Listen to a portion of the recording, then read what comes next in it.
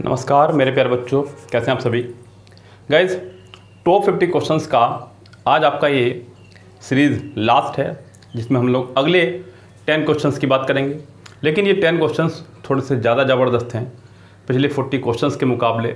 So be careful और पूरा ध्यान दे करके अपना बोर्ड पर रखिएगा। गाइज, बहुत ही इंपॉर्टेंट क्वेश्चन। आज की सीरीज़ आपकी समाप्त हो जाएगी, 50 क्वेश्चंस पूरे कवर हो जाएंगे। जितने भी रूल्स मैंने इसमें बताए हैं वो सभी रूल्स आप अच्छे से कॉपी कर लें, आपके बहुत काम आने वाले हैं डेफिनेटली। सो गाइज, आने वाले एग्जाम्स की प्रिपरेशन के लिए ये बहुत शानदार सीरीज़ आपके काम होगी बच्चों। सो गाइज, यहाँ पे शुरू करते हैं अपनी सीरीज़। क्वेश्चन नंबर अगले से 1 बाय 1 क्वेश्चन आपको बोर्ड पर दिखेगा, उसको हम लोग शुरू करते हैं। क्या कह रहा है गाइज, पहले क्वेश्चन में कह रहा है कि can India make it to a leadership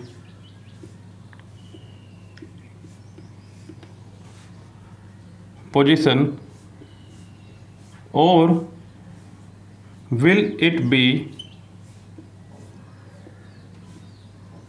retain the fast train going slow image it always had। Question काफ़ी अच्छा खासा बड़े क्वेश्चन है इस बार। सो आपको देख करके बताना है कि सेंटेंस के किस पार्ट में एरर हो सकती है।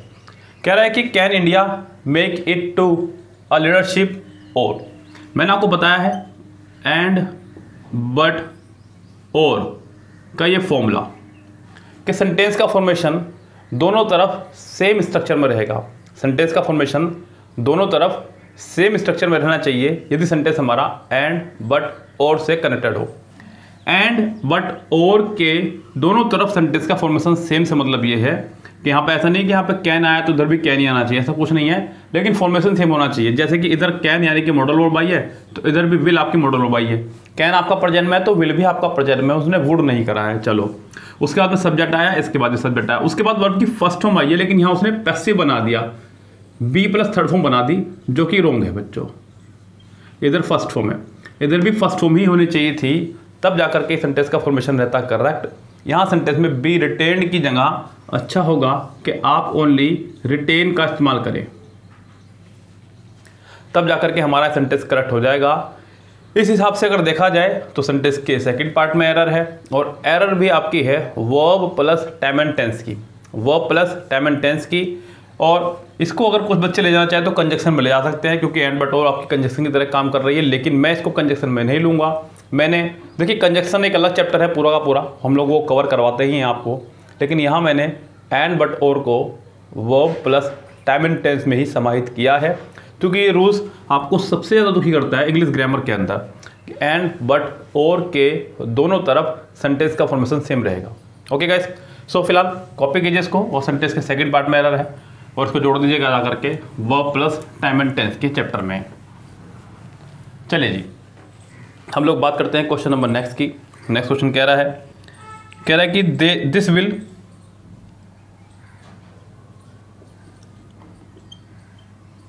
This will explains the decision taken to impose a blockade on the country in the midst of a crisis। ये पूरा क्वेश्चन आपके सामने है। This will explains the decision taken to impose a blockade on the country in the midst of a crisis। Guys ध्यान देना, यहाँ sentence में शुरुआत से अगर आप लेके चलें तो दिस विल एक्सप्लेन्स, यहाँ सेंटेंस में ये जो एक्सप्लेन्स है ये गलत है। अभी तक एक भी क्वेश्चन नहीं आया था मॉडल वर्ब से, अब आ गया है, अच्छा लगा मुझे। यहाँ पे गाइस ध्यान देना, जितनी भी मॉडल वर्ब हमारी, जितनी भी, चाहे वो विल हो, चाहे वो शैल हो, चाहे वो कैन हो, चाहे वो मेक हो, चाहे इनका past version would, should, could, might, इन सब के साथ हमेशा आने वाली वर्ब फर्स्ट फॉर्म में आया करती है। मैं इनको इंग्लिश का अमिताभ बच्चन बोलता हूँ, क्यों बोलता हूँ, मैंने verb plus time and tense से पढ़ाया आपको गैस। लेकिन फिलहाल यहाँ पर गलती पहले पार्ट में ही है। मॉडल वर्ब के बाद हमेशा वर्ब की फर्स्ट फॉर्म आया करती है, इस बात को खूब अच्छे से ध्यान रखें। तो गैस इस सेंटेंस के पहले ही पार्ट में आपकी हो गई है एरर। आपको एक्सप्लेन्स की जगह एक्सप्लेन लिखना होगा, तब जाकर ये सेंटेंस करेक्ट होगा। एक बात और ध्यान रखना गाइस, एक ही सेंटेंस में डबल मॉडल वर्ब आपकी कभी नहीं आ सकती हैं। यदि दो मॉडल वर्ब एक सेंटेंस में एक साथ आ रही हैं तो समझ जाइएगा कि गलती आपकी मॉडल वर्ब वाले पार्ट में ही है। ऐसे में हम लोग if, unless, until, in case, provided, as long as, so long as, when, before, after, whether, इनके बाद वाली मॉडल वर्ब हटा देते हैं। चलिए कभी कोई सेंटेंस आएगा तो बताएंगे। फिलहाल यहाँ पर इस सेंटेंस के पहले पार्ट में आपके एरर है, इसको कॉपी कर लीजिएगा, नोट डाउन करते रहें प्रत्येक रूल को, कोई भी बच्चा लापरवाही ना दिखाए। अब गाइस बात करते हैं अगले क्वेश्चंस की तरफ की। क्वेश्चन नंबर नेक्स्ट कह रहा है, आज के क्वेश्चन थोड़े से बड़े हैं तो थोड़ा सा निगाह अपनी बोर्ड पर ही रखें।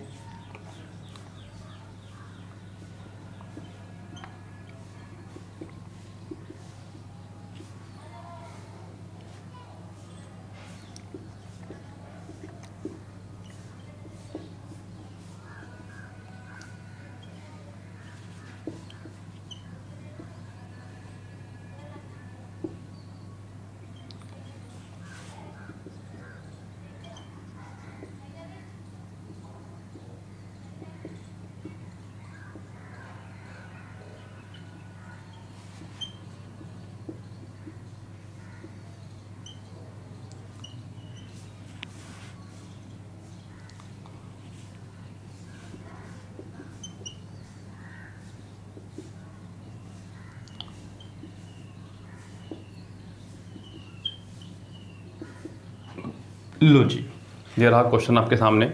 कह रहा है कि he built the theater as a tribute to his routines and the thought of it outlasting him would surely have given him that greatest joy।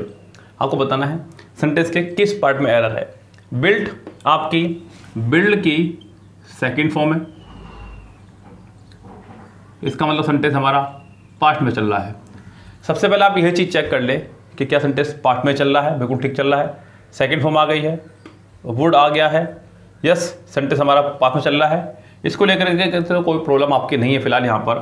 He build the theatre as a tribute. Guys tribute का मतलब होता है श्रद्धांजलि देना।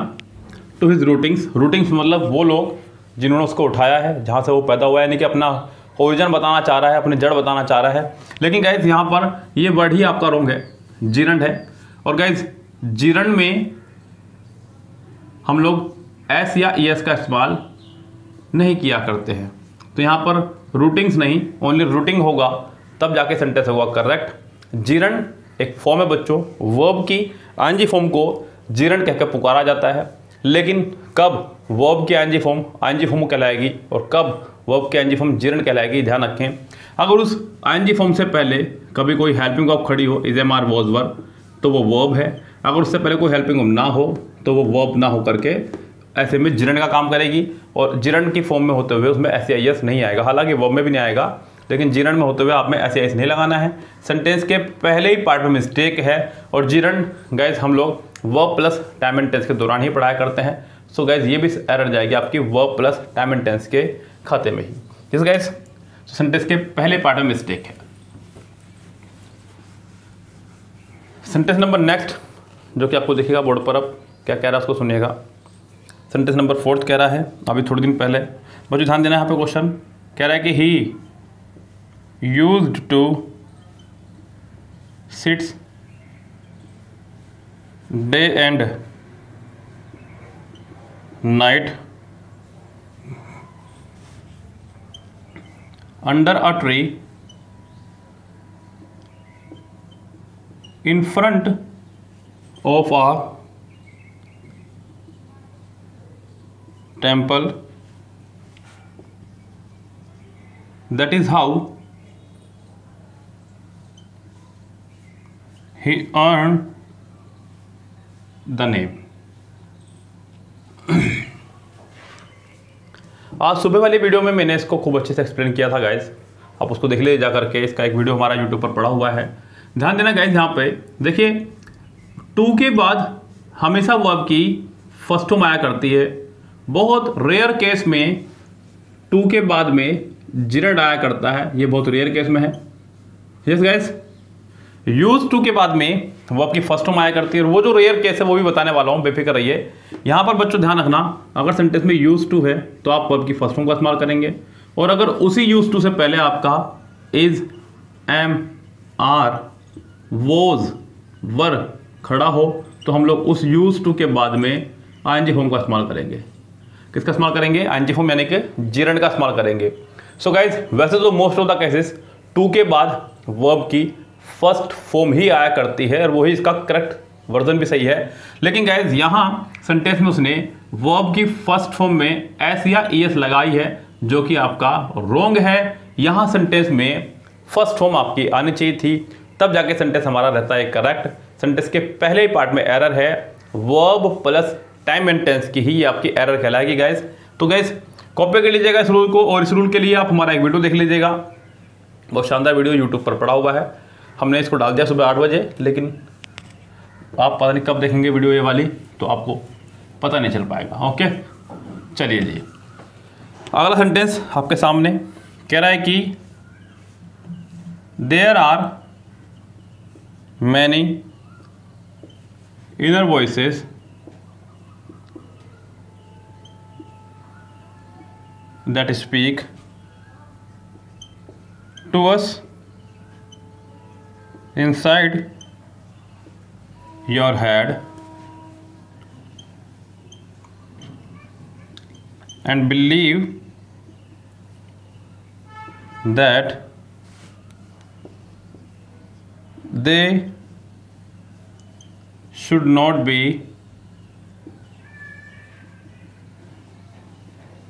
Trusted. Yes guys, sentence पूरा आपके सामने है। सेंटेंस आपका कह रहा है कि there are many inner voices that speak to us inside your head and believe that they should not be trusted.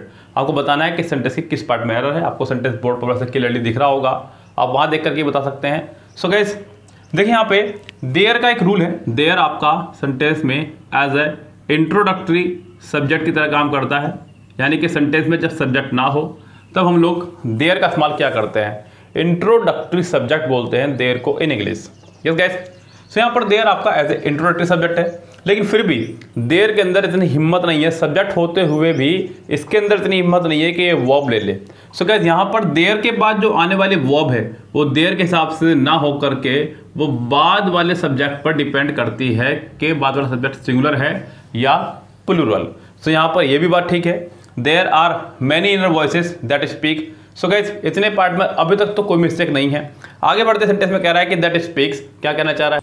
Yes, to us inside your head and believe that they should not be trusted. चलो, that के बाद जो verb आया करती है वो पिछले वाले सब्जेक्ट पर डिपेंड करती है। पिछले वाला सब्जेक्ट प्लूरल है, बाद वाली वर्ब भी प्लूरल है, ये भी ठीक है। To us, inside, over. Guys us यानी कि वी का भाई, किसका भाई बच्चों? वी का, और योर आपका यू का भाई है। सो यहाँ पे गाइज ये पूरी फैमिली वी की ही चलेगी। यहाँ पर आपका योर की जगह ओनली ओवर होना चाहिए था, तब जाकर के सेंटेंस रहता हमारा करेक्ट। सेंटेंस के सेकंड पार्ट में एरर है, ये एरर आपकी जाएगी प्रोनाउन नाम के खाते में। यस गाइज, प्रोनाउन में आप इसको पढ़ते हैं, और यहाँ पर to us inside over head यानी कि अपने खुद की हेड की बात कर रहा है, तब जाके सेंटेंस होगा करेक्ट। सेंटेंस के सेकंड पार्ट में आपकी यहाँ पर खुली एरर है एक। चलिए जी,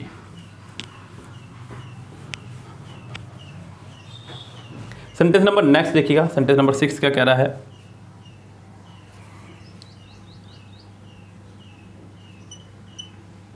the only thing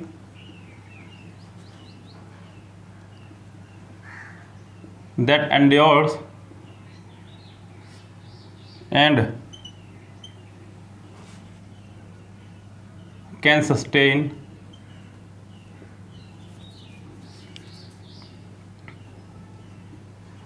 an infant। बच्चों इन्फेंट बोलते हैं छोटे बच्चे को, till the stage it receives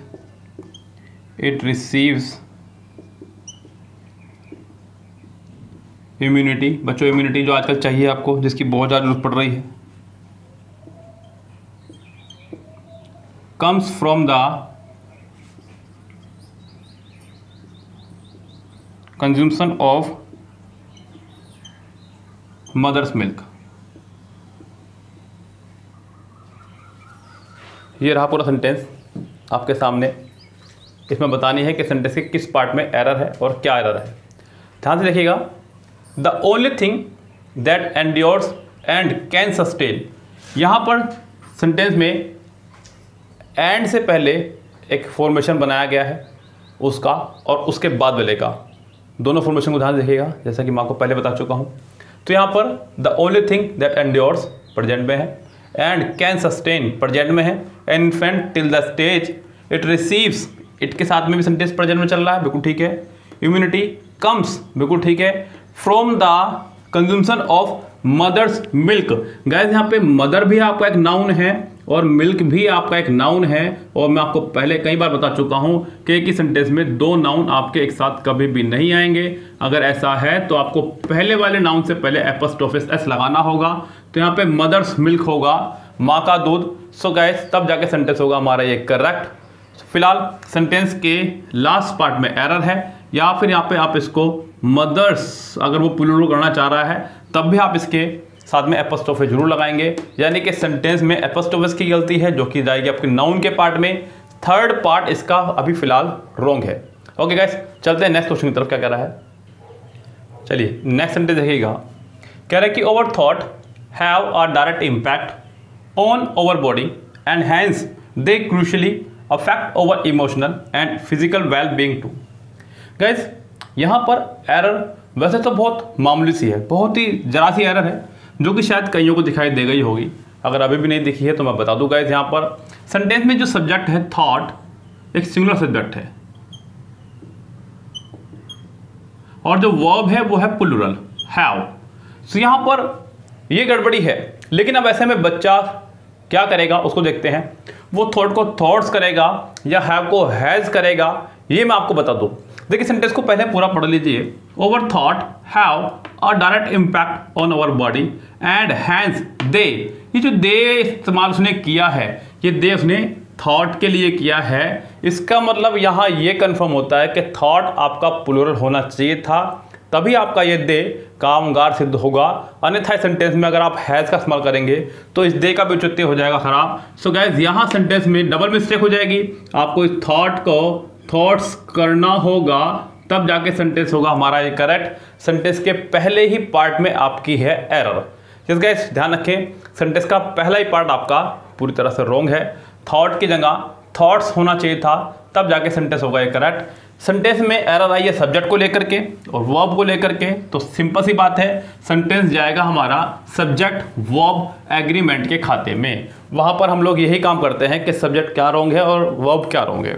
चलिए जी, सेंटेंस नंबर नेक्स्ट देखिए क्या कह रहा है। 8 सेंटेंस कह रहा है कि if the sun and moon were balanced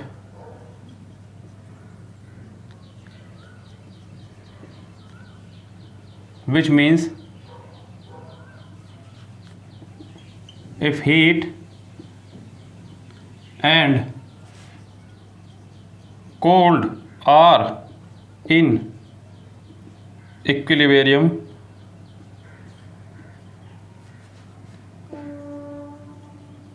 the person is healthy। देखिए ये तो हमारा मानना है, कह रहा है कि अगर चंद्रमा और सूरज की रोशनी जो है बराबर हो जाए तो व्यक्ति हेल्दी रह सकता है। देखिए प्रकृति हमसे ज़्यादा इंटेलिजेंट है, वो जो ऊपर बैठा हुआ है हमसे ज़्यादा इंटेलिजेंट है, उसको पता है कि हमें कौन सी चीज़ कितनी मात्रा में चाहिए। देखिए गर्मियाँ चल रही हैं, सर्दियों गर्मियों चल रही हैं, ठंडे पानी की जरूरत है, लेकिन ऐसे में भी लोग गर्म पानी पी रहे हैं। प्रकृति तो अपना काम करवाती है बच्चों। ऐसे में आप लोग भी गर्म गर्म पानी पीते रहे हैं, इतना गर्म जितनी गर्म आप चाय पीते हैं, बहुत ज़्यादा ठंडा नहीं और गुनगुना भी नहीं, इतना गर्म जितने आप चाय पीते हैं, बहुत गर्म गर्म होना चाहिए, गले को लगना चाहिए गाइस यहाँ पर, तब जाकर के पानी वो कामयाब होगा। ध्यान रखें आप लोग, आप इतने गर्म पानी से कुल्ला भी कर सकते हैं, नमक या फिटकरी डाल करके पी लिया गए, गलती से पी लिया तब भी कोई दिक्कत नहीं है, लेकिन उसको गरारे करते रहें गाइस, नमक या फिटकरी डाल करके, वो भी बहुत फायदेमंद होगा।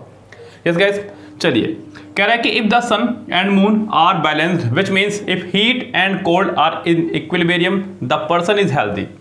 बिल्कुल नहीं, मैं नहीं मानता है सच्चाई को, लेकिन फिलहाल यहाँ पे गाइस हम लोग चलते सेंटेंस की एरर की तरफ। जैसा कि मैं आपको पहले बता चुका हूँ, एंड, बट, और, इन दोनों की तरफ सेंटेंस का फॉर्मेशन रहना चाहिए सेम, तो भैया सेम होना चाहिए। दूसरी बात, सन आपका एक प्लैनेट है, स्टार है सॉरी, मून आपका एक सब प्लैनेट है, दोनों ही चीज़ें यूनिक हैं, दुनिया में इनके जैसा दूसरा नहीं है, डेफिनेट है।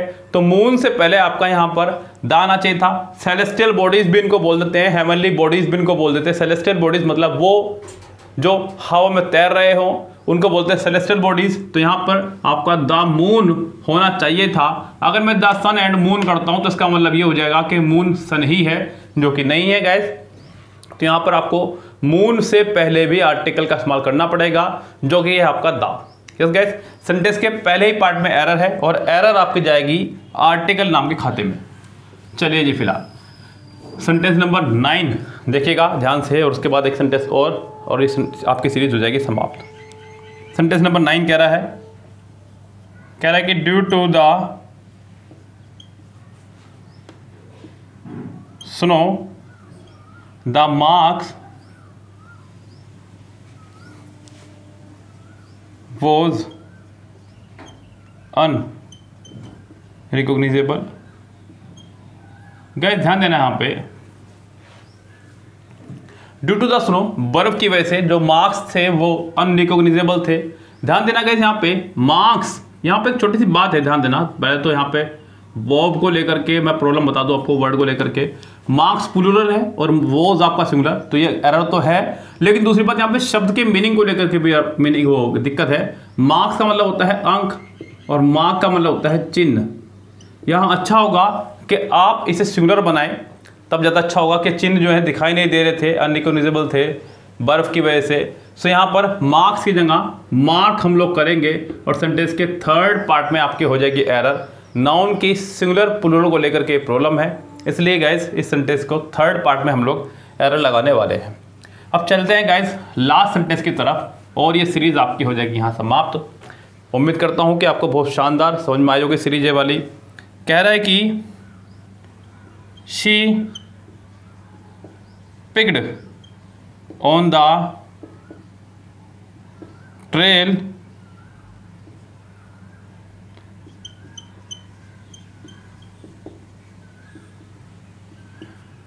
soon after। ओके गाइस, चलिए जी guys, she picked on the trail soon after। यहां गाइस फ्रेजल वर्ब को लेकर के दिक्कत है। फिक्स्ड प्रेपोजिशन का यहां पर एक खेल है गाइस। यहां पर पिक्ड के साथ में आपका फिक्स्ड प्रेपोजिशन अप आया करता है। क्या आया करता है गाइस? अप। तो फिक्स्ड अप यहां पर होना चाहिए था सेंटेंस में। सेकंड पार्ट में आपके प्रॉब्लम है। मैं आपको पहले बता चुका हूं कि फिक्स्ड प्रेपोजिशन पर भी अपनी कमांड बनाकर रखें। आप उनको एकदम याद नहीं कर सकते, या तो रोजाना 5 याद करें या फिर सेंटेंस सोल्व करें। फिल इन द ब्लैंक्स आप सोल्व करना शुरू कर दीजिए, वहां से आपके बहुत सारे फिक्स्ड प्रेपोजिशन कवर हो जाएंगी। ओके गाइस, सो गाइस ये सीरीज आपकी टॉप 50 क्वेश्चंस की यहाँ होती है समाप्त। आप सभी सीरीज को कंटिन्यू देख लीजिएगा, रूल्स को सबको लिख लीजिएगा एक नोटबुक में, और फिर प्रैक्टिस अपनी जारी कीजिएगा। डेफिनेटली आपके सीरीज बहुत ज़्यादा काम आने वाली है। सो गाइस, कैसी लगी आपको ये सीरीज हमारी? इसके बाद कौन सी सीरीज स्टार्ट की जाए, अपना कीमती कमेंट इस वीडियो के कमेंट बॉक्स में जरूर दीजिएगा, और चैनल को सब्सक्राइब करके बेल आइकन जरूर दबा दीजिएगा, जिससे कि आपको आने वाली वीडियोज़ के नोटिफिकेशन समय पर मिलते रहे। Okay guys, good bye, have a nice day.